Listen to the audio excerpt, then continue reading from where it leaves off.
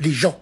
C'est une expression que j'ai eue. Et c'est une expression que j'ai eue au conditionnel. J'ai pas dit il faut les prendre et les pendre. Non, si ils avaient. Le si ils avaient ne sort pas de sa bouche. Il y a des rappeurs renois qui habitent dans le 9-1 qui insultent tout le Maroc. Personne ne fait rien. Nous à Lyon, sur des lampadaires, ils seront en train de prendre. Bonjour mesdames et messieurs, bienvenue sur ma chaîne. Alors pour cette vidéo, j'aimerais revenir sur quelque chose que j'ai déjà parlé sur ma chaîne.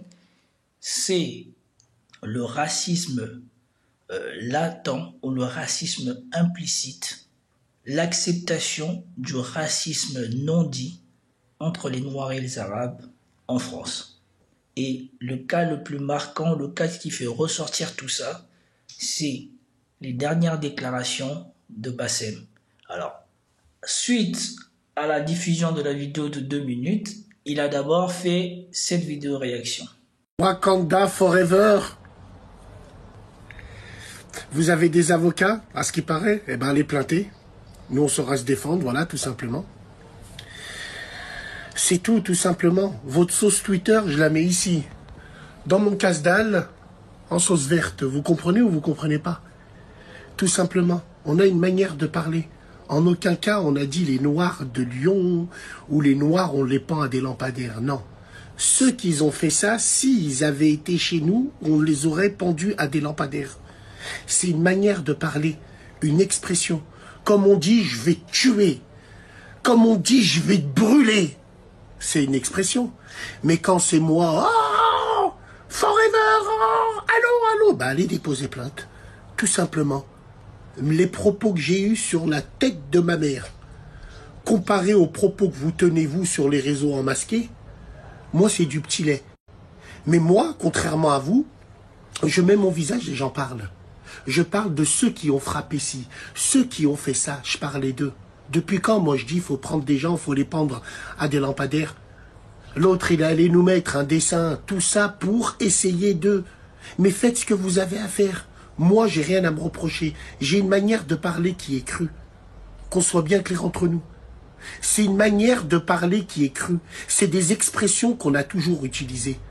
Va te pendre ou va te faire pendre. Je l'ai dit à des crasses, je l'ai dit à des crasseux, je l'ai dit à des mecs comme ça dans des discussions en radio. Et la scission, elle est en train de se faire, les frères. Et c'est ça qui va... Je pense que c'est exactement ce que moi, personnellement, je voulais. C'est que c'est la scission. Moi, j'ai toujours demandé la scission. Et elle est en train de se faire. Elle est en train de se faire. Tout simplement.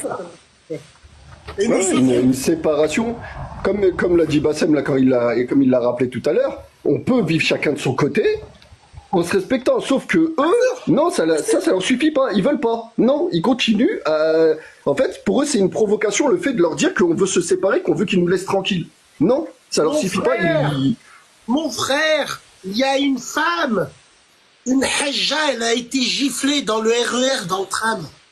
La tombe de mon grand-père, ils ont étouffé l'histoire. Ouais, c'était un mec, il était psychiatrie, ils lui ont fait enlever son compte 3 jours. Ils lui ont remis son compte, il snappait normal.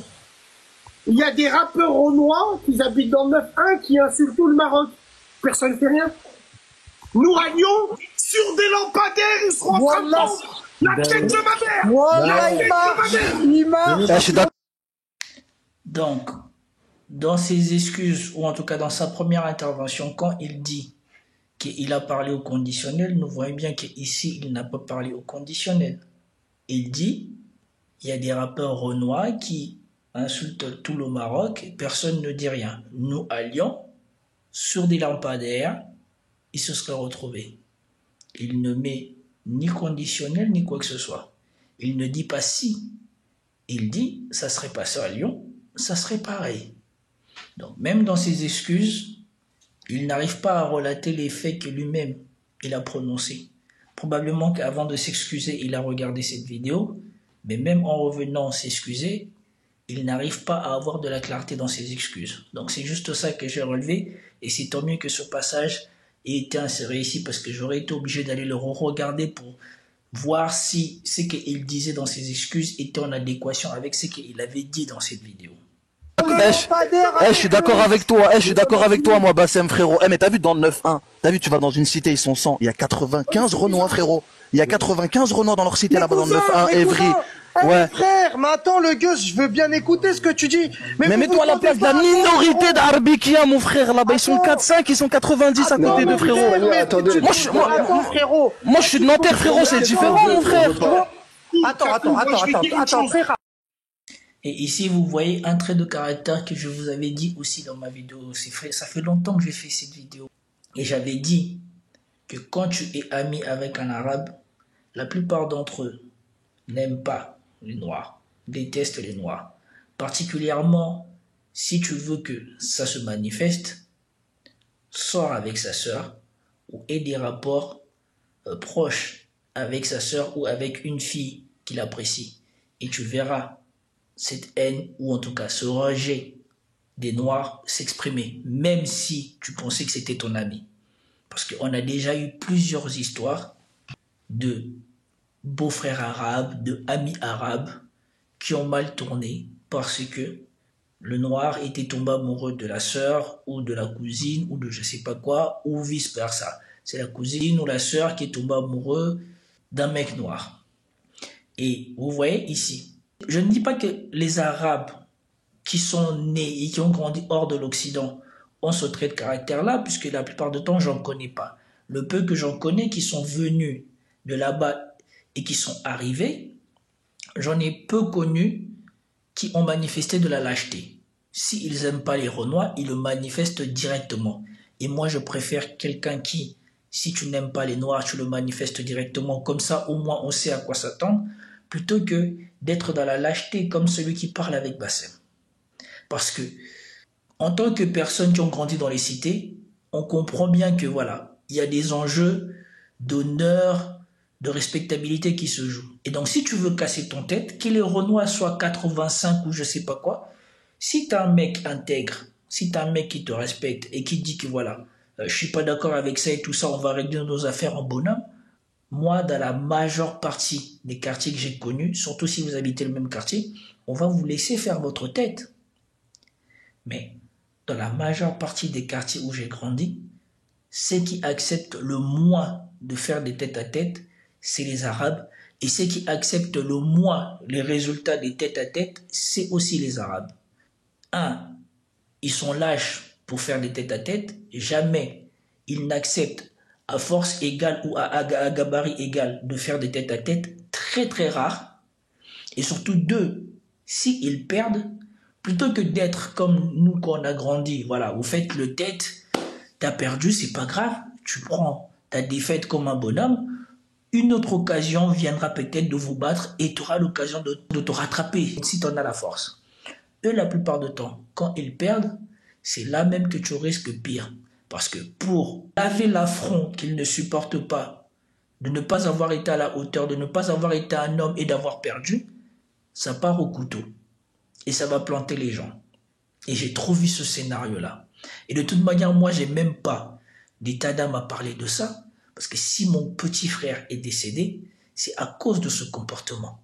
Dans notre ville, c'était les jeunes noirs qui étaient les plus forts. Et comme ils contestaient, je ne sais pas quel était leur problème des Arabes de la ville de Noisy-le-Sec à cette époque-là, mais quand leur soi-disant fou leur a menti et leur a dit d'amener des armes pour s'en prendre aux Noirs, alors que c'est des Noirs avec qui ils ont grandi, c'est des Noirs qu'ils voient tout le temps, ces crétins-là ont sorti les armes pour amener à ce dingue-là, et ce dingue n'a rien trouvé de mieux que d'aller se cacher pour tirer en direction de gens qui étaient accompagnés de ses propres personnes qui lui avaient amené des armes.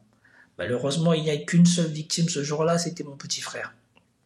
Mais moi, je connais très bien, je ne parle pas de tous les Arabes, mais je connais très bien la psychologie de la majorité de ces Arabes lâches qui grandissent dans les cités en Occident et particulièrement en France. C'est ça là que l'on voit. Des gens qui n'ont pas de fierté, qui n'ont pas d'honneur, qui ne pensent pas à leur intégrité et qui n'ont même pas le courage de se dire que voilà, si j'ai un problème avec un noir, je préfère demander qu'on casse notre tête comme deux bonhommes et tout ça. Et chacun respecte le résultat. Et à la place, ils ont peur. Ils disent, oui, mais ils sont trop nombreux, et tu peux rien faire. Non, tu peux faire. Si tu es un homme intègre, si tu décides de te taper, on vous laisse faire votre tête. Mais sauf que la plupart du temps, ils ne respectent pas ça. Et surtout, la plupart du temps, ils sont lâches comme ça. Ils préfèrent détester en silence, de garder son mal-être, de s'étouffer lui-même, et après d'exploser, de faire une dinguerie, plutôt que d'assumer, de mettre leur désaccord aux yeux et au vu de tout le monde, que tout le monde sache que voilà, ils ne sont pas d'accord entre eux, et c'est normal. On n'est pas obligé d'être tout le temps d'accord. Tu trouves pas qu'il y a un problème quand il y en a 95 autour de toi, il y a 5 armées? Frère de l'Est, toi qui es de l'Est, moi je suis lyonnais. Les gens de Strasbourg et de l'Est et de l'Ouest, on se ressemble un petit peu. Bah oui, nous on est les mêmes. Moi je pense au frère Guez, qui est un Parisien, Abdi, qui est fier de l'être, il faut l'écouter, il a raison. Moi je suis de Nanterre encore, frérot Bassem, ça va chez moi. Moi je suis de Nanterre, ça va chez moi. Mais tu vas dans des... Moi je suis de Nanterre, ça va chez moi. Mais tu vas dans des cités dans le 9-3, dans le 9-1, faut dire ce qui est les frères. Ils sont 3-4 arbis, ils sont 150 renois. Mais la plupart du temps, ces trucs-là, les problèmes qu'il y a entre les Noirs et les Arabes, ce ne sont pas entre les Noirs et les Arabes de différentes cités, ce sont des problèmes entre Noirs et les Arabes de la même ville ou de la même cité. Voilà ce que j'avais à dire par rapport à cette histoire. J'espère que vous avez apprécié. Si vous avez apprécié, commentez, likez, partagez. C'est tout pour cette vidéo. Peace out.